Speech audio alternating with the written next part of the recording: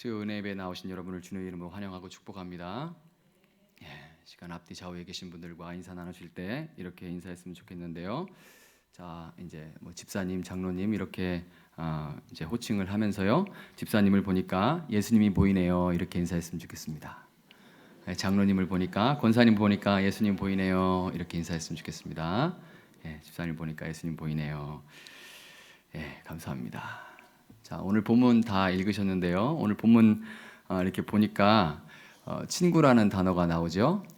대본에 눈에 띕니다. 친구라는 단어가 나오는데요. 참 요즘 이 가을 정치와 정말 잘 어울리는 단어인 것 같습니다. 나이가 들어가면서 더 참 나이 들은다는 말이 하기가 좀 어색한데요. 더 마음에 와닿는 단어인 것 같습니다.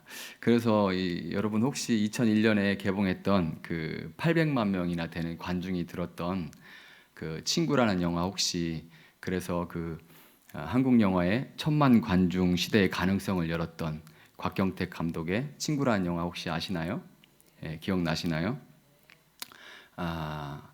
그 영화 혹시 못 보셨으면은 이렇게 돌아가셔서 꼭 다시 보셨으면 좋겠습니다. 이게 벌써 20년 다 된 영화거든요. 저도 일부러 찾아봤거든요. 이 영화 이 오늘 본문에 친구라는 단어가 나와서요. 그런데 그때는 자극적인 장면들만 이렇게 눈에 들어오고 그랬었는데 세월이 지나고 나서 보니까 굉장히 좋은 영화였더라고요. 그 의미가 다르게 느껴졌습니다. 다시 꼭 봤으면 좋겠습니다. 자, 그런데 이 영화에는 한자어인 친구가 한자어잖아요. 한자어인 그 친구의 우리말 설명이 나옵니다. 우리말 설명이 나오는데요. 지난주에 또 마침 그 10월 9일 국경일인 10월 9일 한글날도 있었고 해가지고 오늘 그 설교의 제목으로 삼았습니다. 그 오늘 설교 제목 혹시 아시나요? 그렇죠. 친할 친자에 옛 구자를 써서 그 쓴 친구를 풀어서 어떻게 됩니까? 오늘 설교 제목이 오래 두고 가깝게 사귄 벗 이거죠. 친구가 오래 두고 가깝게 사귄 벗입니다. 굉장히 정겨운 그런 뜻이에요. 오래 두고 가깝게 사귄 벗. 유호성 씨가 연기한 그 준석이라는 아이가 나오고 또 장동건 씨가 연기한 동수라는 친구가 나오고 또 서태화 씨가 연기한 상택이라는 친구 그리고 정운택 씨가 연기한 중호라는 친구가 나왔었습니다. 기억이 나는 분들이 있을 거예요. 이들은 초등학교 때부터 중마고였었고요. 중학교 때 잠깐 헤어졌다가 잠시 흩어졌다가 고등학교 때 다시 한 학교에서 뭉쳤습니다. 고등학교 때 다시 뭉쳤을 때 우등생이 되었던 상태기와는 달리 준석이와 동수는 학교에서 가장 잘 싸우는 요즘 말로는 일진들이 됐죠. 이 영화는 진짜 수많은 유행어를 탄생시켰는데 그 중에서 국어 선생님의 그 너가 아버지 뭐 하시노 이거 있잖아요. 그 아마 전대원 목사님이나 장진성 목사님 잘 알 텐데 저는 충청도 사람입니다. 너가 아버지 뭐 하시노 이거 있는데요. 그 질문에 건달입니다. 이렇게 대답한 그 준석이는 맏형 노릇을 하고 장의사입니다라고 대답한 그 동수는 준석이의 든든한 그 오른팔이 됩니다. 하루는 이 단체 영화 관람을 갔다가 단체 관람을 온 다른 학교에 그 깡패들에게 얻어터지는 상태기를 위해서 준석이와 동수가 목숨을 걸고 싸웠는데요. 그 일로 인해서 퇴학을 당하게 되죠. 준석이와 동수가 퇴학을 당하게 되는데 사고는 상태기가 쳤는데 상태기는 모험생이었기 때문에 정작 상태기는 유기정학을 당하게 되죠. 혼자서 친구들은 퇴학을 당하고 그래서 이제 그 의협심 때문에 상태기는 가출을 결심하는데 준석이가 그런 상태기를 말려서 집으로 돌려보냅니다. 고등학교를 졸업하면서 상태기와 중호는 대학생이 되고 준석이와 동수는 각기 다른 폭력 조직에 들어가서 중간 보스로 성장하게 되죠. 이제 아까 말씀드린 대로 거의 20년이 다 된 영화이기 때문에 보셨다 해도 제가 지금 이제 말씀을 드리니까 조금씩 생각이 나고 안 나고 이렇게 가물가물 하시겠지만은 준석이와 동수의 관계는 사실 영화 제목이 친구인데요. 사실 이 영화에서 말하고자 하는 그런 친구 관계가 아니라 계급 관계, 상하 관계입니다. 상하 관계, 상하 관계입니다. 이걸 어떻게 알 수가 있냐면요. 준석이네 자취집 그 화장실에서 동수와 준석이가 이렇게 만나는 장면이 나오는데요. 그 자취집 그 화장실에서 둘이 만났을 때 굉장히 유명한 대사가 나오는데요. 그 대사가 뭐냐면 동수가 이렇게 얘기합니다. 내는 네 시다바리가 이렇게 물어봅니다. 내는 네 시다바리가 이렇게 물어볼 때 어깨를 딱 잡고 이렇게 물어보죠. 딱 잡고 물어봤을 때 뒤로 딱 들어보면서 그 유호성이 연기한 준석이가 뭐라 합니까? 죽고 싶나 이렇게 말합니다. 기억나십니까? 눈 동그랗게 뜨고 노래 보면서 그렇게 얘기하죠. 그래서 꼬리를 살짝 내리잖아요, 동수가. 그럼 뭐예요? 누가 상이고 누가 합니까? 계급이 누가 높은 거예요? 준석이가 높은 거죠. 꼬리를 내리는 거죠. 그게 이 둘의 관계입니다. 친구가 아닌 거예요. 이 대사에서 알 수가 있는 거예요. 그들의 관계를. 여기서 이 시다발이라는 노합의 냄새가 풀풀 나는 단어는 부하라는 한글날이었으니까요. 오늘 본문 15절에 종이라는 단어로 제가 바꿔드리도록 하겠습니다. 이 반면에 이 둘의 관계의 반면에 준석이와 상택이는 진짜 이 영화가 말하는 친구예요. 진짜 친구인데 이들이 친구라는 거는 몇 년 만에 상택이를 만난 준석이가 너무 반가워서 도로 한복판에서 건달의 상징인 이 검정 각그랜저, 이 빤딴 거 있잖아요. 네모 빤딴 거. 그 상택이가 탄 택시를 막아섭니다. 도로 한복판에서 막아선 다음에 택시 창문을 손바닥으로 빡 치면서 친구야, 상태가 딱 이러잖아요. 그런데 그렇게 너무 반가워하는 장면을 통해서 알 수가 있고 또 둘이 만나서 너무 반가워가지고 기분 좋게 술에 취한 상태에서 준석이가 중간 보스라는 그 체면을 무릅쓰고 덩치가 산만한 자기 그 동생들 있잖아요. 그 깍두기 동생들 앞에서 꼭 한번 업어주고 싶었다면서 전에 그 대학생 친구 상택이가 마약에 쩔어 있던 자기를 찾아와서 말없이 함께 있어줬던 것에 대한 그 고마움을 한번 업어주는 것으로 그렇게 표현하는 그 장면에서 가슴으로 느낄 수가 있습니다. 그 둘이 정말 친구라는 것을. 준석이와 상택이의 사이는 누가 더 싸움을 잘하는지, 누가 더 공부를 잘하는지, 누가 누구의 시다바리인지는 아무 상관없는 그런 관계입니다. 그들은 그냥 오랜 시간을 함께 울고 웃고 하면서 서로 속마음을 잘 알고 서로 목숨으로 위해준다는 것을 온전히 신뢰했기 때문에 서로를 조건 없이 섬길 수 있는, 아니 섬기는 것이 너무나 당연한 그런 친구였던 겁니다. 오늘 본문 14절에서 예수님은 내가 명하는 대로 행하면 내 친구다, 곧 내 친구다 이렇게 말씀하시죠. 이 말씀은 내가 명하는 대로 행하면 내 친구가 된다 이 말씀이 아니라요, 내 친구라면 내가 명하는 대로 행하게 된다 이런 말씀이에요. 내 친구라면 내가 명하는 대로 행하게 된다 이런 말씀이에요. 조금 다르죠, 뉘앙스가. 뭘 행하게 돼요? 내 친구라면 뭘 행하게 됩니까? 오늘 우리가 읽은 부분을 한번 다시 보세요. 예수님의 친구라면 뭘 행하게 돼요? 예수님의 계명을 행하게 되죠. 예수님의 계명이 뭐예요? 요한복음의 특징은 이렇게 돌고 돌아서 이렇게 읽으면 다 거기 나옵니다. 예수님의 계명이 뭐예요? 우리를 사랑하신 것 같이 우리도 서로 사랑하라는 거예요. 근데 예수님이 우리를 어떻게 사랑하셨어요? 이미 우리는 다 알고 있지만 뒤 내용을 다 아니까. 그런데 지금 이 사람들은 아직 잘 모르잖아요. 이 안에 있는 사람들은. 그렇죠? 이 안에 있는 사람은 잘 모르잖아요. 예수님 우리를 어떻게 사랑하셨는지는 그 전에 나오겠죠. 그 전에 어디서 말씀하셨냐면 요한복음 13장에서 찾을 수가 있습니다. 사실 요한복음 16장 이거는 13장부터 시작되는데요. 13장부터 16장은 예수님께서 우리에게는 최후의 만찬으로 잘 알려진 그 유월절 만찬이 있었던 마가의 다락방에서 예수님께서 하신 말씀입니다. 마가의 다락방에서 유월절 만찬을 우리는 이제 최후의 만찬으로 알고 있죠. 그 유월절 만찬을 드시면서 쭉 이렇게 다 하신 말씀이에요. 그 요한복음 13장을 보면 예수님은 이 만찬을, 유대인들은 이 식사를, 저녁 식사를 특히 굉장히 오랫동안 하거든요. 이 만찬을 하시면서 만찬을 시작하기 전에 대야에 물을 떠서 무언가를 하신 후에 요한복음 13장 34절에서 이렇게 말씀하십니다. 새 계명을 너희에게 주노니 서로 사랑하라.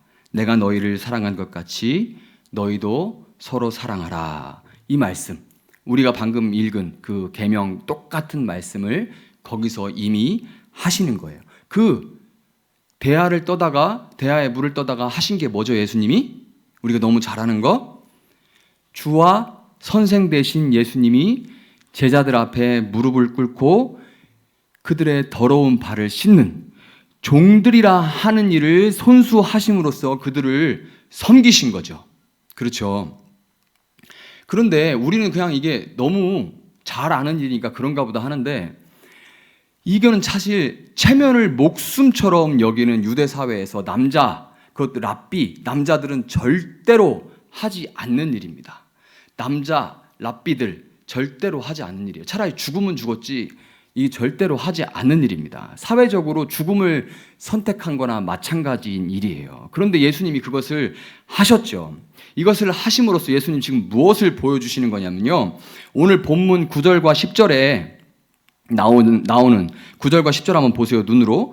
9절과 10절의 말씀처럼 성부 하나님께서, 우리는 성부, 성자 이렇게 얘기하면 성부가 높고 성자는 낮고 이렇게 생각할 수가 있죠. 가부장적인 우리는 문화에 살고 있으니까요. 그런데 9절 10절의 말씀에 나오는 것처럼 아버지의 사랑 안에 내가 거하는 것처럼 이렇게 예수님이 말씀하신 거기에서 볼 수 있듯이, 성부 하나님께서 성자 예수님을 섬겨주시는 그 친밀한 사랑으로 예수님께서 우리를 먼저 섬겨주시고 우리도 그 사랑으로 서로를 섬기라고 지금 예수님이 명령하시는 거예요.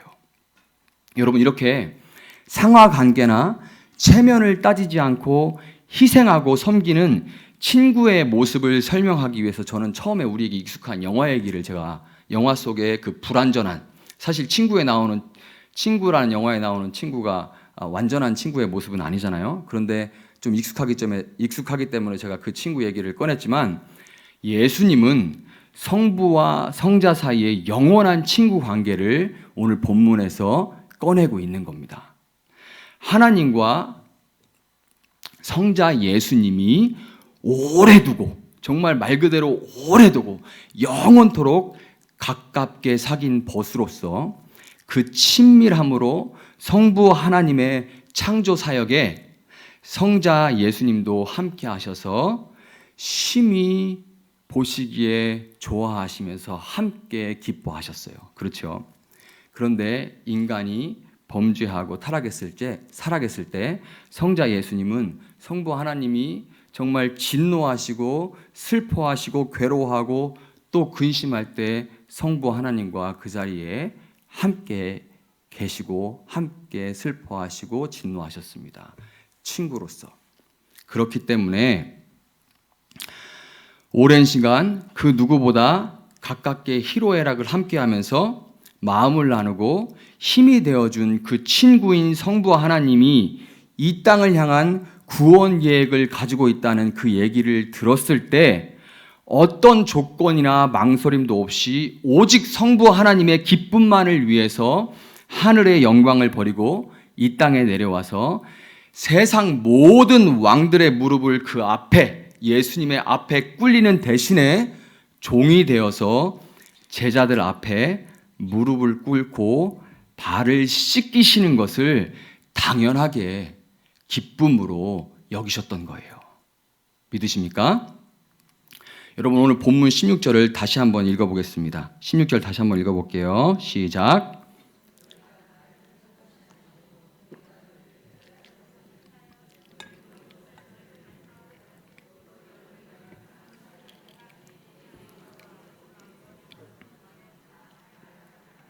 아멘. 자, 여러분, 이 구절은 위에 있는 8절하고 이제 평행을 이루는데요. 요한복음의 특징이 그렇습니다. 요한이 글 쓰는 스타일이 이렇게 동심원 구조라고 해서 반복돼요. 잘 읽어보면 이렇게 같은 내용들이 이렇게 반복되는 동심원 구조를 이룹니다. 그래서 8절과 평행을 이루는데요. 이 구조를 통해서 예수님은 우리를 친구로 택해 주신, 그리고 우리를 친구로 삼아 주신 이유가 우리가 가진 어떤 조건이나 배경 때문이 아니라 우리가 열매를 맺고 또 그 열매로 인해서 하나님 아버지께서 영광을 받도록 하기 위함이라고 그렇게 이야기를 하죠. 그럼 그 열매는 뭐예요?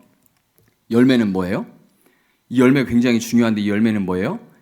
힌트는 이게 15장에 있다는 겁니다. 15장이 뭘로 시작해요? 나는 참 포도나무다. 그러니까 열매는 뭐겠어요? 당연히 포도죠. 당연히 포도입니다. 그런데 이 포도가 의미하는 게 뭔지 조금 더 자세히 명확히 알기 위해서는 이게 아까 이제 6월절 만찬으로부터 시작된 거라고 얘기했잖아요. 뜬금없이 예수님이 지금 6월절 만찬 중에 이야기하시는데 왜 예수님이 나는 참 포도나무다라고 얘기를 하셨겠어요? 지금 만찬 중에, 만찬 자리에 있는데 많은 얘기 중에 하필이면 왜 포도나무를 얘기를 하셨겠습니까? 그러니까 지금 이 포도는 의미가 있는 거죠. 6월절 만찬 자리에서 예수님께서 포도 얘기를 하셨기 때문에 이 6월절 만찬에서 예수님께서 제자들에게 따라주신 그 포도주가 유대인들의 혼인잔치를 그 상징적인 배경으로 한다는 것을 조금 알아야 돼요. 여러분, 유대인들의 결혼에서는 신랑이 결혼할 신부 집에 찾아가서 신부의 아버지에게 그 신부의 몸값, 빙패라고 하죠. 그 빙패를 치르고 나서 그 결혼이 성사가 되면 신랑과 신부는 결혼이 성사됐다는 표시로 같이 포도주를 한 잔씩 마십니다. 포도주를 한 잔씩 마시고는 첫날 밤을 치를 수 없어요. 육체적인 관계는 없이 헤어집니다. 헤어져서 신랑은 아버지 집으로 돌아가서 이제 결혼한 후에 같이 살 집을 차르게 이제 준비를 하러 가는데 대개 한 1년 정도 걸리게 됩니다. 그 동안에 이제 신부는 자기 아버지 친정집에서 신랑이 오기를 기다리는데 그냥 마냥 기다리는 건 아니고요. 신부 수업을 하면서 기다리게 되죠. 이제 마침내 신랑이 돌아오면 신부는 함께 신랑의 집에 돌아가서 한 일주일 동안 혼인잔치를 여는데요. 이때 잔치의 주인인 신랑의 아버지가 잔치에 초대받아 온 손님들에게 포도주를 대접하게 됩니다. 그래서 예수님은 6월절 만찬에서 제자 공동체, 자신의 신부된 교회에게, 그들이 교회죠, 이제 제자 공동체, 교회에게 뭐라고 말씀하셨냐면 잔을 따라 주시면서 내가 포도나무에서 난 것을 이제부터 내 아버지의 나라에서 새 것으로 너희와 함께 마시는 날까지 마시지 아니하리라, 이렇게 말씀하신 거예요. 이 말씀은 교회의 신랑이신 예수님이 신부인 교회와 정혼의 표시로 포도주를 마신 후에 다시 돌아와서 신부를 데리고 혼인잔치에 참석할 때까지는 다시는 내가 포도주를 마시지 않겠다고 다짐하실 정도로 그렇게 혼인잔치를 학수고대하면서 기다리고 있다고 그렇게 말씀하신 거예요. 여러분, 그러니까 포도 열매라고 하는 것, 이 포도라고 하는 것은 교회인 신부 역시, 교회인 여러분과 이 신부 역시 신랑이 지금 학수고대하면서 기다리고 있는 것처럼 신랑이 다시 올 때까지 혼인잔칫날의 그 기쁨만을 바라면서 신랑과 이미 정혼한 신부답게 세상과 다른 삶의 방식과 태도를 가지고 살아가는 것을 의미하는 거예요. 아멘입니까? 신랑과 이미 정혼한 신부답게 세상과 다른 삶의 방식과 태도를 가지고 살아가는 것, 이게 포도 열매가 의미하는 거예요. 이렇게 세상과 다른 삶의 방식과 태도, 이거를 예수님이 오늘 본문 13절에서 뭐라고 하시냐면 예수님이 한 절로 말씀하시는데요. 사람이 친구를 위하여 자기 목숨을 버리면 이보다 더 큰 사랑이 없나니, 이렇게 말씀하세요. 이렇게 세상과 다른 삶의 방식과 태도를 뭐라고 하시냐면 사람이 친구를 위하여 자기 목숨을 버리면 이보다 더 큰 사랑이 없다, 이렇게 말씀하십니다. 이보다 더 큰 사랑이 없다, 이거는 무슨 말씀이냐면 교회는 세상은 결코 흉내낼 수 없는, 세상도 사랑을 하죠.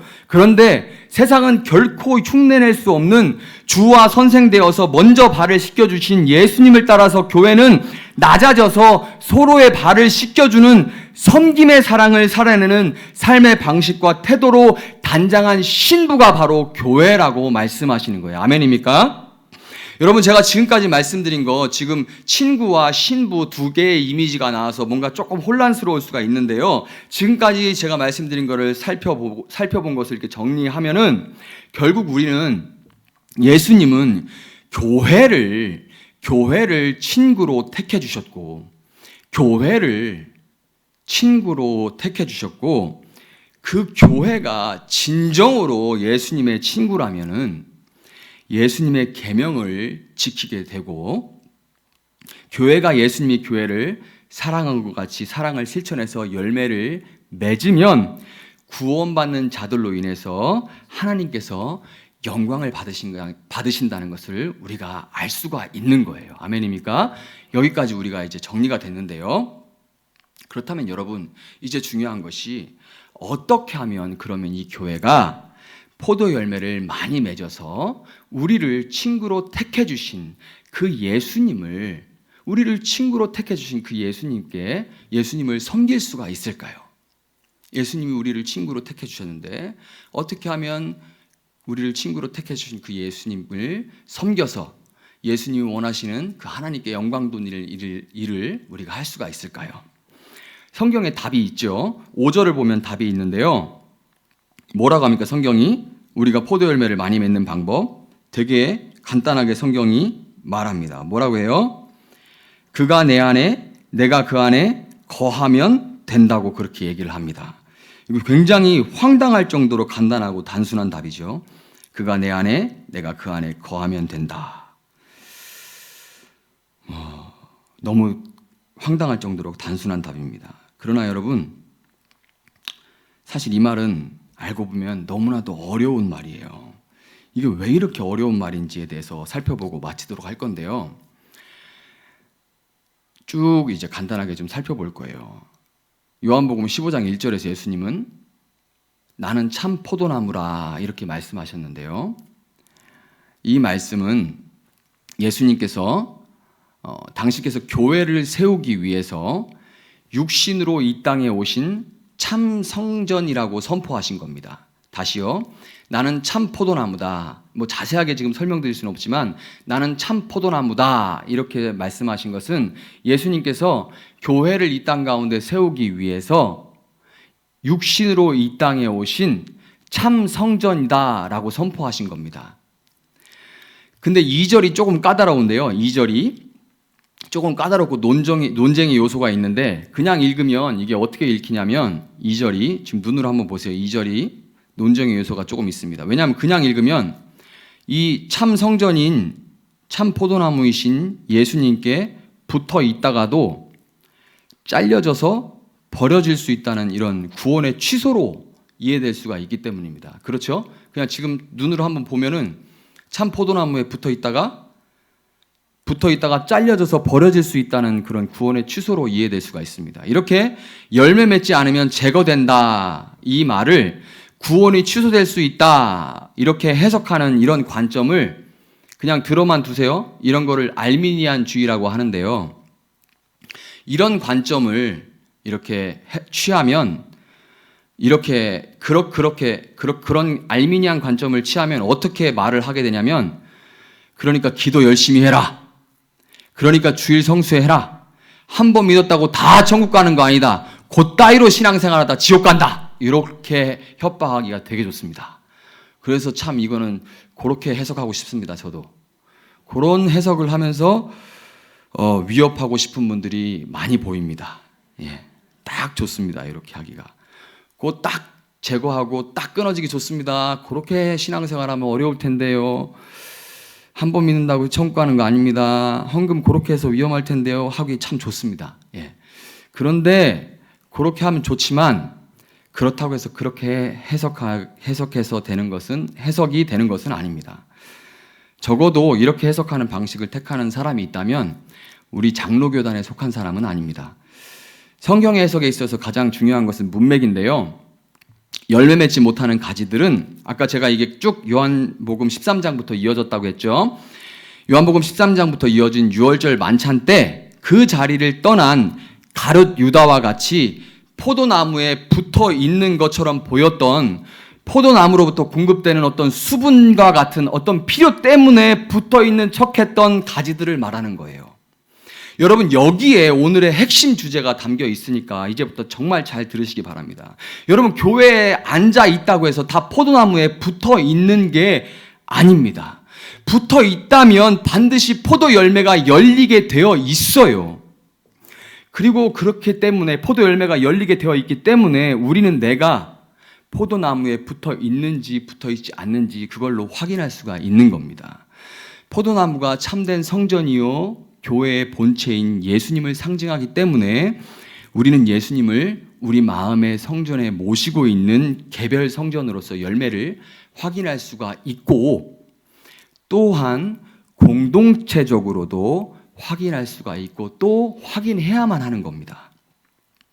먼저 개별 성전으로서 우리는 본문 11절, 오늘 본문 11절에 뭐라고 해서 예수님께서 내가 이것을 너희에게 이름은 내 기쁨이 너희 안에 있어 너희 기쁨을 충만하게 하려 함이라. 아멘. 이 예수님의 기쁨이 우리 안에 있는지 확인해야 돼요. 아멘입니까? 이 기쁨이, 예수님의 기쁨이 우리 안에 있는지 확인해야 돼요. 오래 두고 가깝게 사귄 버신 그 성부 하나님, 아버지 하나님이 사랑하시는, 구원하고 싶어 사랑하시는, 그래서 구원하고자 하는 그 사람들을 섬길 때 예수님은 기쁨으로 충만했어요. 내 기쁨이 너희 안에 있기를 원한다라고 예수님 말씀하셨거든요. 기쁘다는 것은 누가 시킨 것이 아니라 자발적이라는 말이고, 진심으로 친구가 잘되기만을, 그러니까 친구의 영광만을 바랐다는 거예요. 거기 안에는 어떤 내 유익을 바라는 마음이 전혀 없다는 말이죠. 이런 섬김은 말릴 사람이 없고 이런 기쁨은 빼앗을 사람이 없습니다. 이 예수님이 우리 안에 계시고 우리가 그분의 친구라면 우리는 예수님이 사랑해서 기꺼이 발을 씻어주신 내 형제, 내 자매를 위해서 내 시간과 내 에너지와 내 소유를 들여서 섬길 때 아무도 알아주지 않는다 해도 오직 친구이신 예수님이 기뻐하시는 모습만으로 기쁨이 넘쳐야만 하는 것입니다. 아멘입니까? 여러분이 교회에서 하는 예배와 헌금과 그 외의 어떤 종류의 섬김도 그것이 만약에 그것을 하지 않으면 하나님께 벌 받을 것 같아서, 안 좋은 일이 일어날 것만 같아서라거나, 아니면 그것을 하면 나와 내 자녀가 복을 받을 것 같아서, 잘 될 것 같아서 그래서 한다면, 그것이 아무리 기도 열심히 해도 아무리 봉사를 열심히 한다 해도 그것은 결국에는 친구가 아니라 자기 사랑인 거예요. 친구가 아니라 자기 사랑인 거예요. 그 중심에는, 그 근원에는 자기 사랑이 근원인 겁니다. 필요를 위해서 포도나무에 붙어있는 척할 뿐인 거지, 때가 되고 상황이 되고 형편에 따라서 결국에는 유다처럼 친구였던 예수님을 버리게 된다는 것을 여러분 꼭 기억하시기를 바랍니다. 만약 친구 곁에 있는 것이, 지금 친구 곁에 있는 것이 친구의 기쁨을 위해서가 아니라면은 필요한 것이 있을 때는 예수님 곁에 붙어 있겠지만은 나도 언제 내가 욕하는 유다와 같이 될지 모르는 거예요. 이것을 여러분 꼭 기억하시기를 바랍니다. 다음으로는 공동체적으로도 우리가 우리의 열매를 확인해야 되는데요. 3절에서 예수님이 15장 3절에서 뭐라고 하시냐면, 예수님은 한번 보세요. 15장 3절. 너희는 내가 일러줄 말로 뭐라고 말씀하십니까? 이미 깨끗하여졌으니, 이렇게 말씀하시죠. 3절에서. 깨끗하게 하다, 이 말씀은 원어로 카다이레이라고 하는데요. 이게 뭐냐면, 이제 그 과수원이나 아니면 이제 꽃나무 같은 거 좀 키우시는 분들은 전정가위 가지고 꽃나무 잘라주시죠. 여기 가지치기 하다, 이런 뜻입니다. 카다이레이. 포도밭 농부이신 하나님은 예수님의 진리의 말씀으로 교회로부터 비진리들, 세상 가치관들을 가지치기 하셔서 교회가 열매를 풍성히 맺도록 하신다는 거예요. 가지치기 하셔서. 이걸 반대로 말하면 말씀으로 깨끗함을 전혀 받지 못하고 있다면 그것은 이미 교회가 아닌 겁니다. 말씀으로 전혀 깨끗함을 받지 못하고 있다면 그것은 이미 교회가 아닌 거예요. 디모데전서 3장 15절은 이렇게 말합니다. 이 집은 살아계신 하나님의 교회요 진리의 기둥과 터니라. 그러니까 교회 공동체는 서로가 서로를 위해서 진리의 기둥과 터가 되어줘야 되는 거예요. 사랑 안에서 서로가 서로의 진리의 기둥과 터가 되어줘야 되는 겁니다. 아멘입니까? 왜냐하면은 우리는 너무나 쉽게 진리의 기둥과 터가 아니라 부동산 터와 주가 기둥으로 대표되는 세상 가치관에 올라서서 거짓 평안과 안정감을 너무나 쉽게 느끼고 살기 때문에 그래요. 우리는 너무나 쉽게. 제가 한국에 온 뒤로 종종 제 또래에 소위 성공했다는 목사들의 소식을 종종 듣게 됩니다. 어느 정도 사이즈의 교회의 청빙을 받았다더라. 어느 신도시에 개척했는데 몇 년도 안 돼서 몇백 명의 성도들이 모이고 집은 어떻고 차는 어떻다더라. 대충 이런 얘기들입니다. 예수 믿는 사람들의 성공은 그런 것이 아니라고. 특별히 목회자의 성공은 그런 게 얼마나 높아지냐, 얼마나 인정받고 대접받는 자리에 올라가느냐가 아니라 얼마나 주와 선생되어서 먼저 내 앞에 무릎 꿇으시고 내 발을 씻으신 내 친구 예수님을 따라서 나도 기꺼이 낮은 곳으로 내려가는 것이냐. 이것이 바로 목회자의 성공이라는 것을 잘 압니다. 심지어 그렇게 가르쳐요. 그럼에도 불구하고 목사도 사람이기 때문에 비슷한 이야기를 계속 듣다 보면은 때로 가슴 한켠이 서늘해지고 갑자기 미래가 막막하게 느껴질 때가 있습니다. 가끔. 예배당 근처를 맴돌면서 성경을 끼고 사는 목사가 이런데 세상 한복판에 던져져서 온갖 세상 가치관의 거대한 급류 속에 살고 있는 여러분은 어떻겠습니까? 제가 2014년 10월 31일 날 밤이 기억나는데요. 그날이 자정이 기억나는데요. 송구영신 예배를 저희 집사람하고 아내하고 저하고 둘이 드렸습니다. 아프리카에서. 아무도 없으니까요. 상상이 잘 안 가시겠지만 아무도 없으니까요. 한인 예배에서 교회에서 송구영신 예배를 드리는 것도 아니고 교민도 많지 않으니까 둘이 이제 송구영신 예배를 드리고 너무 그날따라 외로워서 이제 잠깐 예배를 드리고 이제 새벽에 기도를 하는데 외롭다고 떼를 썼습니다. 너무 외롭다고. 왜 나는 혼자냐고 막 떼를 쓰면서 기도했는데 그때 한 30분 정도 떼를 쓰고 기도한 후에 하나님께서 제 마음 가운데 네가 왜 혼자냐? 네 아내가 네 동역자다 이렇게 말씀하셨어요. 그러고 나면은 혼나고 나면 꼭 이렇게 선물처럼 지금도 매년 저희 집에 방문해 주시는 성공이 아니라 정말 친구 예수님을 철저하게 따라가면서 현지인들의 발을 씻으면서 살아가고 계신 그 선교사님 두 가정을 저희에게 붙여주셔서 이렇게 세 가정이 서로가 서로를 위해서 진리의 기둥과 터가 되면서 함께 세워주면서 사역하게 해주셨습니다. 그래서 무너지지 않고 사역하게 해주셨어요. 여러분, 세상 가치관의 물살이 너무 거셀 때는 떠내려가지 않고 버티는 것 자체가 할 수 있는 최선입니다. 그게 약한 소리가 아니고 그게 최선입니다. 그것조차도 힘들죠.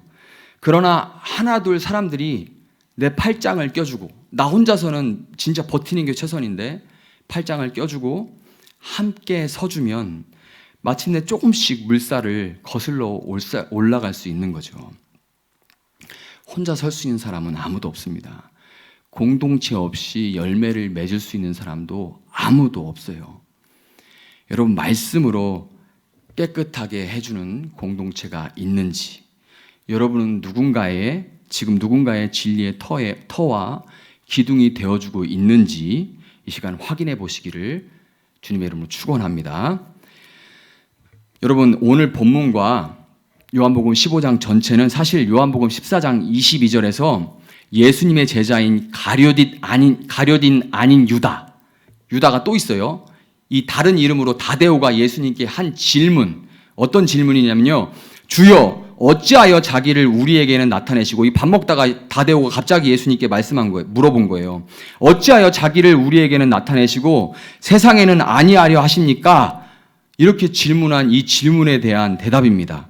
어찌하여 본인을 자기를 우리에게는 나타내시는데 세상에는 아니하려 하십니까? 이렇게 질문했을 때 예수님이 이렇게 답을 하신 거예요. 이 답이 오늘 본문 말씀을 볼 때 예수님은 우리가 세상에서도 흔히 하는 말인 친구를 보면 그 사람을 알 수 있다는 그 말처럼 친구인 교회를 통해 교회의 열매를 통해 세상에 자기를 나타내시겠다고 대답하신 것입니다. 그래서 아까 우리가 그렇게 인사했죠. 집사님 보니까, 권사님 보니까, 장로님 보니까 예수님 보이네요. 그렇게 인사를 했죠. 예수님 그렇게 답하신 거예요. 교회를 통해서 나를 나타내겠다. 그렇게 예수님 답을 하신 겁니다. 여러분, 그래서 우리는 반드시 교회로서 우리의 열매를 확인해야 하는 겁니다.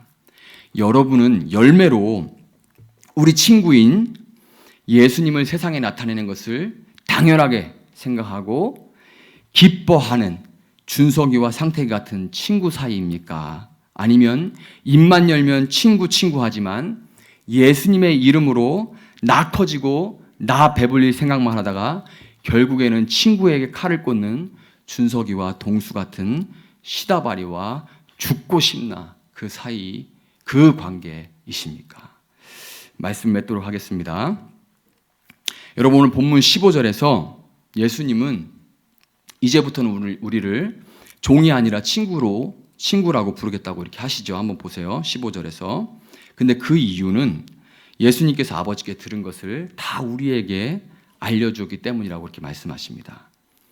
예수님께서 아버지에게 들은 것은 아직 세상은 알지 못하는 그 비밀이죠. 그 비밀, 십자가 대속의 죽음입니다. 자기의 친구인 교회, 자기의 제자들에게만 말씀하신 거예요.